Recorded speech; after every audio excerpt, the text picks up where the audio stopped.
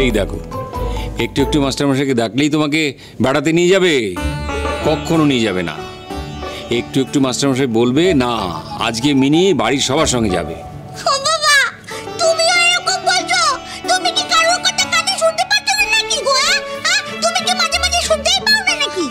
না না, ভুল হয়ে গেছে। আমি সবার আগে বলছি আমাদের বিরাট ভুল হয়ে গেছে। আমাদের উচিত ছিল সবার আগে তোমার নাম নেওয়া। তুমি তো ভালো আছো এখনো, তাই জন্য তো একটুখানি শুনতে পাচ্ছ।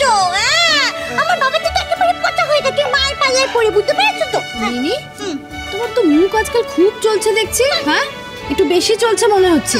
এই যে তুমি এত খারাপ খারাপ কথা বলছো, এখানে কে আছে বলো তো? এই যে লালন, নতুন জামাই, ওইসব শুনছে কিন্তু কি ভাববে? আর কোনোদিন আসবে না, বুঝবে তখন। না, তুমি আসবে না? না মিনি দিদি, এটা কখনো হতে পারে? আমি আমার মিনি দিদিকে ছেড়ে কোথাও যাব না, ঠিক আছে? কাজী তুমি এখন রেডি হয়ে নাও। হ্যাঁ, আমরা বেরোবো, চট করে যাবো। আসবে, আমি রেডি হতে। বাবা বাবা, খুব ভালো।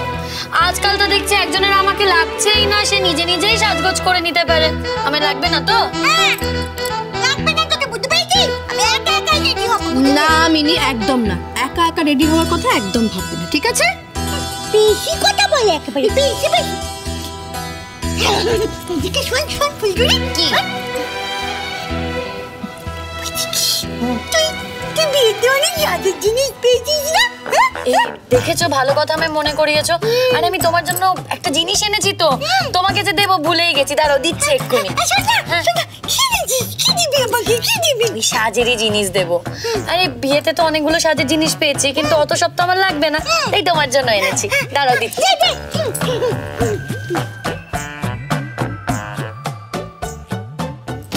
শোনা দিদি, এই যে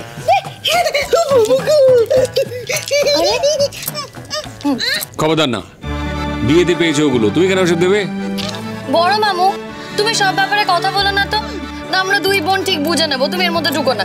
শোন ফুলঝুরি, ফুলঝুরি শোন, তুই বিয়েতে এমন কিছু জিনিস বেশি পাসনি, ওকে এগুলো দেওয়ার কোনো দরকার নেই। মিনি ফেরত দিয়ে দাও।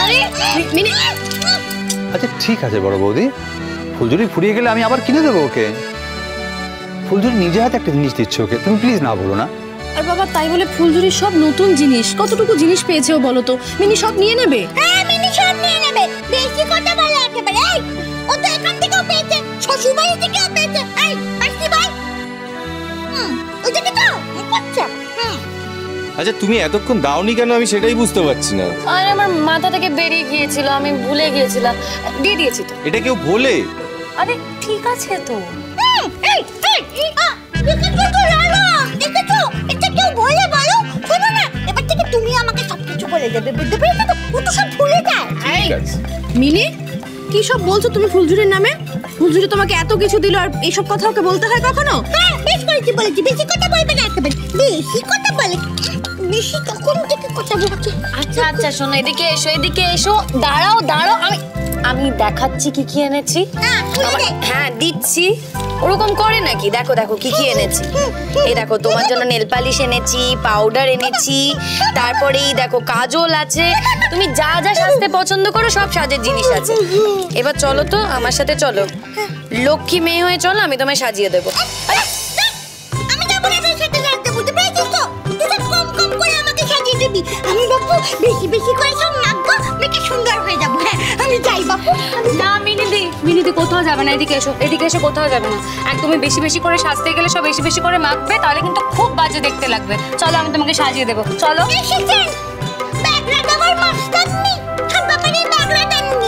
হ্যাঁ, সে তুমি আমাকে যাই বলো, তোমার কোনো কথাই আমি শুনবো না।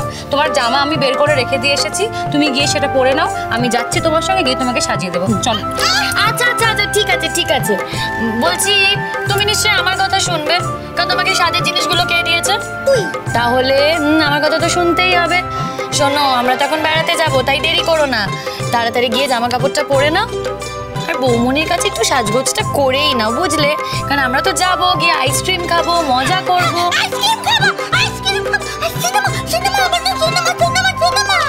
হ্যাঁ, সিনেমা হবে, মানে হতে পারে যদি ফুলঝুরির কথা তুমি শোনো আর কি। যাও যাও, সেজে নাও।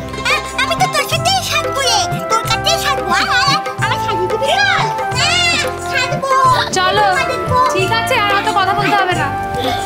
এ বাবা আসতে পারে? আরে আসুন আসুন আসুন ভিতরে আসুন। এসো এসো ডলিদি এসো বাবা এসো না হুজুরি পড়েছি খুব সুন্দর লাগছে সত্যি খুব সুন্দর দেখাচ্ছে তোমায়। আমি তোমার উপর কিন্তু খুব রেগে আছি। এবার কেন আমি তো এলাম এটা বাড়ির আসার সময় কাজকর্ম- হলো? হ্যাঁ কাজকর্ম গুছিয়ে এলাম তো সব। আর ওই যখন আসবো তখনই বাবা বললো আমিও যাবো তোর সাথে, ব্যাস। আমি কিন্তু এমনি এমনি আসিনি, আমি একটা কাজের কথা বলতে এসেছি। আচ্ছা কাজের কথা পরে হবে, ভেতরে আসুন আগে। আসুন। হ্যাঁ হ্যাঁ এসো আসুন, এসো আসুন, বাবা আসুন, এসো ভেতরে এসো আসুন। এসো না বসুন। এসো এসো এসো বাবা এসো এখানে বসবে এসো মোড়াতে দে। হ্যাঁ এই যে বসুন এখানে বসো বসো বসো বসুন। তা আপনি কেন বললেন যে আপনি এমনি এমনি আসেননি? সবসময় কি কাজ নিয়ে আসা হয়? না, আপনাদের তো কোনো বিবেচনাই নেই, মানে কোনো কাণ্ডজ্ঞানই নেই। কিরকম? এ কি বাবা, কিভাবে কথা বলছো তুমি এনাদের সঙ্গে? চুপ করো, মুখে মুখে কথা বলো না তুমি। বলছি কিছু হয়েছে, কোনো ভুল ত্রুটি হয়েছে নাকি আমাদের তরফ থেকে? না না না, যদি কাণ্ডজ্ঞান না থাকে তাহলে আমি বলবো না। হ্যাঁ ভুল তো হয়েইছে। কি হয়েছে একটু দয়া করে যদি বলেন।